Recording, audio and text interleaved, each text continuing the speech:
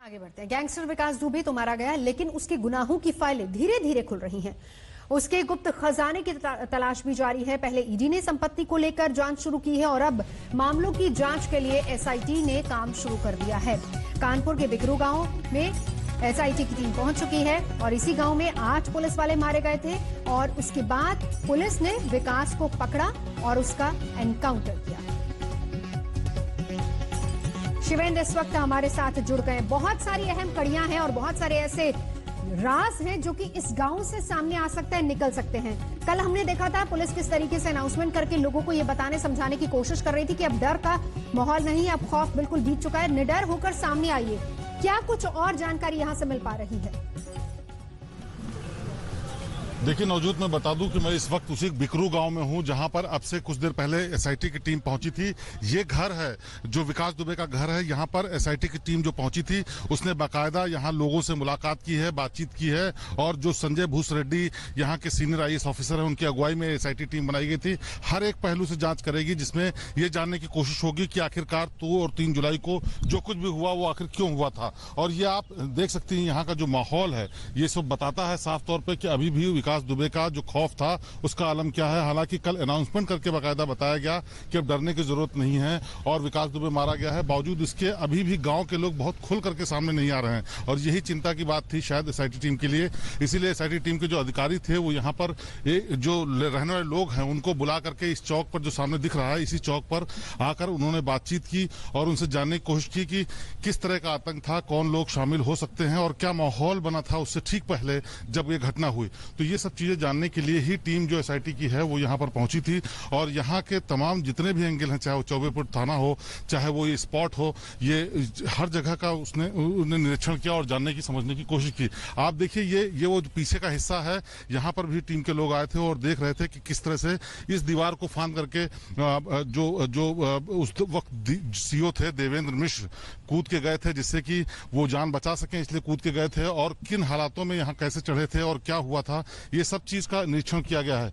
तो शुरुआती जांच है एसआईटी की जिसकी रिपोर्ट देनी है सरकार को। उसके बाद तय होगा कि आखिरकार इस घटना के पीछे कौन कौन लोग शामिल थे और क्या क्या सच्चाई सामने आई है।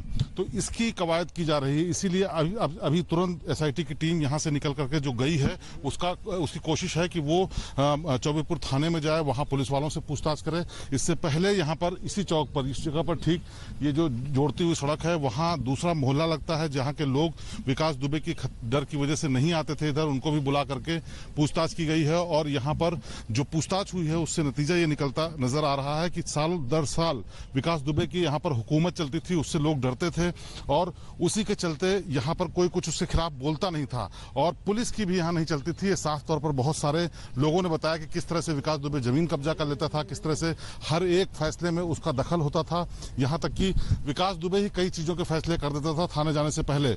और अगर कोई थाने शिकायत करने जाता था तो पहली बात उसकी थाने में शिकायत नहीं सुनी जाती थी और जब वो गांव लौट करके आता था तो विकास दुबे उसके साथ मारपीट करता था कि आखिर मेरे खिलाफ या मेरे जाने बगैर आप शिकायत करने क्यों पहुंच गए। तो ये सारे पहलू हैं जिससे एसआईटी को ये समझ में आ रहा था कि किस तरह का यहाँ पर माहौल था। अब जो एसआईटी है इसमें ये भी समझने की कोशिश करेगी कि आखिरकार क्यों पुलिस वाले इतना दबते थे, क्यों पुलिस वाले इसकी इतनी मदद करते थे, क्या कोई रिश्वत का एंगल था या कोई दबाव का एंगल था या क्या चीज थी, वो सब चीज समझने की कोशिश करेंगे। इसमें 2 और चीजें हैं। पहली बात तो जो पीछे वो टूटा घर जो कि जिसको तोड़ दिया गया था, वहां से हालांकि पहले ही सबूत इकट्ठा कर लिए गए थे, क्या वहां पर भी जा सकती है एसआईटी की टीम? और दूसरी बड़ी बात, कल जब पुलिस को खुद जाकर लोगों को बुलाकर ये बताना समझाना पड़ रहा है कि खौफ नहीं है, उसका एनकाउंटर हो चुका है, विकास दुबे मर चुका है, खुलकर आइए, सामने आइए, बताइए।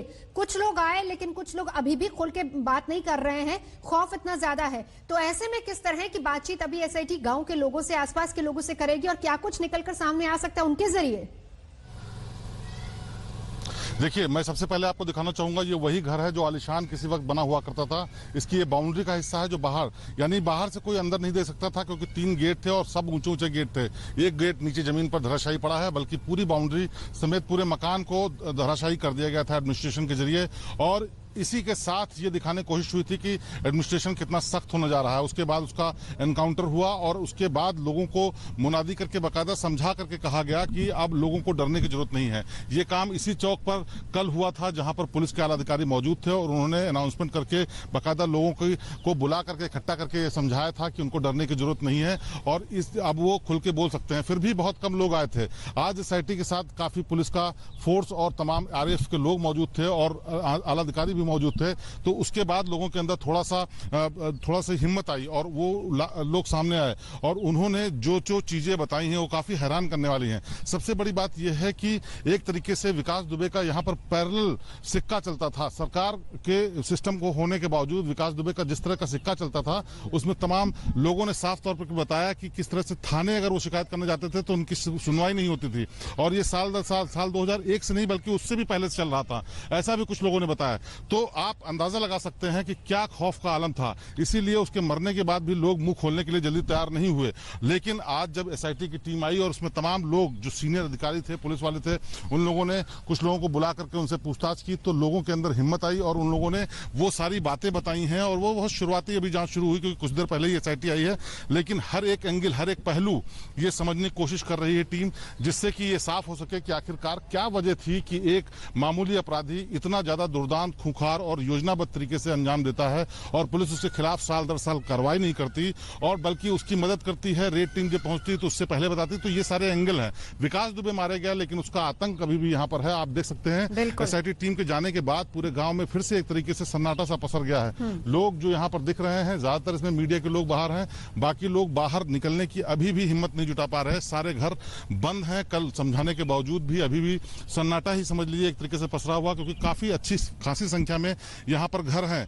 बावजूद यहाँ पर अभी भी लोग खुलकर बोलने से डर रहे हैं क्योंकि उनको लगता है कि कहीं ऐसा ना हो उनके साथ कोई अनहोनी हो और यही साल दर साल होता आया था। विकास दुबे के अलावा यहाँ पर बहुत कम लोग चलती थी। पुलिस के बारे में भी कहा जाता है कि उनकी नहीं सुनी जाती थी। विकास दुबे ही तमाम फैसले करता था। लोगों ने खुलकर बताया है कि पुलिस के पास अगर शिकायत लेके जाते थे तो वो लोग सुनने की बजाय भगा देते थे और यहाँ जब वो वापस लौट करके आते थे तो विकास दुबे उनके साथ मारपीट करता था, धमकी देता था और उसका खामियाजा भी उनको भुगतना पड़ता था। और ये 1-2 सालों से नहीं बल्कि पिछले 20 सालों से ये सब कुछ चल रहा था और शायद इसीलिए खौफ इतना ज्यादा है कि लोग अभी भी खुलकर कुछ बोल नहीं पा रहे हैं। ब्रेक के लिए रुकेंगे, देखते रहिए आज तक।